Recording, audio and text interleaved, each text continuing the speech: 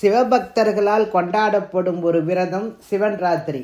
சிவனுக்குரிய விரதங்களில் முதன்மையானது மகா சிவராத்திரி விரதமாகும். பிரளய காலத்தில் பிரம்மன் அவர்களால் படைக்கப்பட்ட அனைத்து ஜீவராசிகளும் அழிந்தன. அப்போது சிவபெருமானின் மனைவியான உமாதேவி இரவு முழுவதும் சிவனை நினைத்து பூஜை செய்தார்கள்.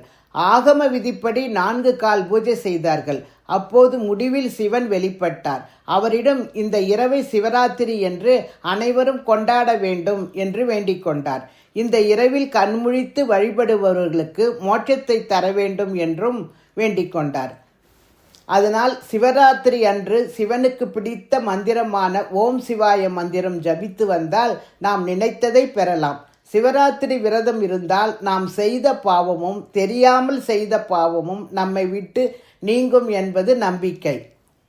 சிவராத்திரி விரதத்தால் நமது புலன்களை வென்று மனதை அடக்கி நீண்ட ஆயுள் உடல் ஆரோக்கியம் பெறலாம். இரவு முழுவதும் விழித்திருந்து சிவனை வழிபடுவதே இந்த நாளின் விசேஷமாகும். மகா சிவராத்திரி விரதம் இருப்பவர்கள் அதிகாலையில் குளித்துவிட்டு மறுநாள் வரை நீர் கூட அருந்தாமல் விரதம் இருந்து சிவனை வழிபட வேண்டும். விரதம் இருக்க முடியாதவர்கள் கோயிலுக்கு சென்று விசேஷ பூஜை அபிஷேகங்களை கண்டு கழிக்கலாம்.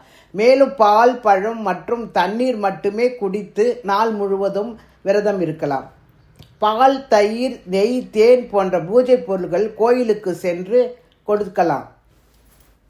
இது மாதிரி நாமும் சிவன்ராத்திரி அன்று முழுவதும் சிவனை நினைத்து வில்வத்தால் சிவனை அர்ச்சனை செய்து நாம் பூஜை செய்து கண் விழித்து வந்து நாமும் மோட்சத்தை அடைய வேண்டும் என்று கேட்டுக்கொள்கிறேன். நன்றி.